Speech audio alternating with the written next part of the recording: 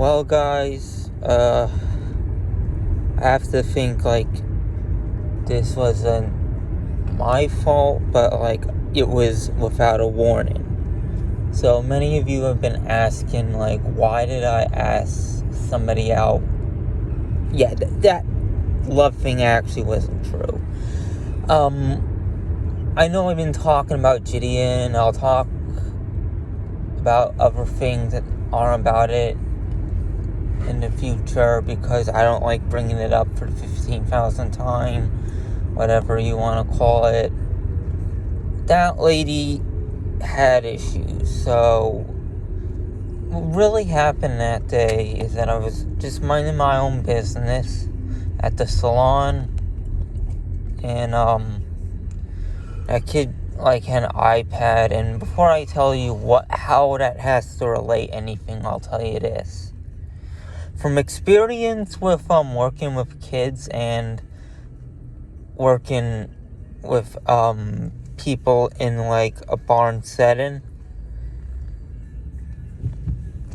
the thing is that children are really getting tied up nowadays. I don't know if it's still going to matter anymore because maybe I triggered it or something, but there was a time when there was something, and this was still new, it's dying down a lot, but brain rot. So I came across brain rot videos. I found out why children aren't learning anymore, because recently, because of the coronavirus, they're on their phones a lot. And I was doing research as to what was going on until I found Saberspark. He actually mentioned it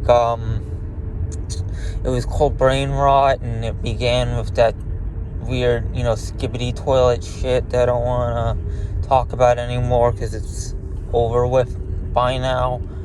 But that's what was going on at the time. I mean, maybe it was perceived by me that lady needed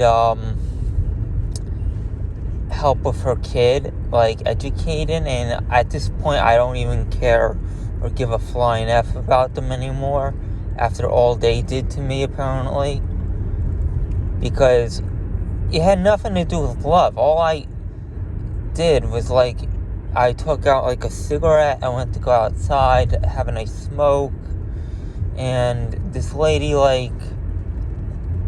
came out with her kid. I said very politely, in the best way, now regrettably I wish I didn't, but in the best way possible, I actually offered her advice on to get rid of people breaking their iPads when these times were really rough back then.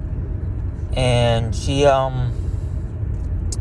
unfortunately she didn't even care about what I was saying, so I cut her off because there's really no more effort with the whole situation, stuff like that. I mean, the only reason why it was perceived that way is because if you ever check the radio going with songs like I'm Not a Dog or a Mutt or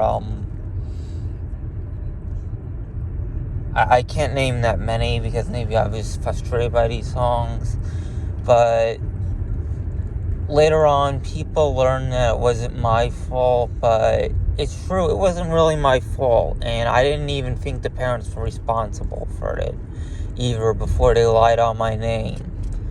But when that was happening, people were very angry about me perceiving the family that way.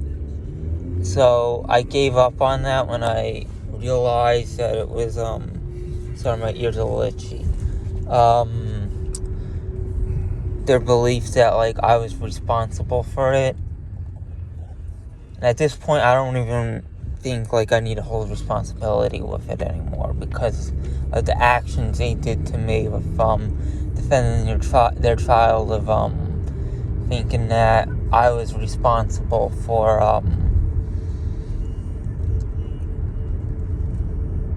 freaking them out. They weren't freaked out, they're just miserable. But I'm gonna say, like, I'm really sorry to my fans and the entire world that this is a new trend. It was very accidental.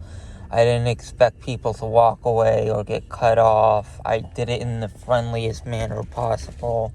I was really trying, like, make sure people were understood about the whole thing, and it didn't work. So yeah.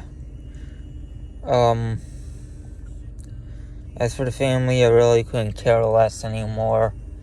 So now that I told you the secret behind the whole conspiracy theory, feel free to believe in whatever you want.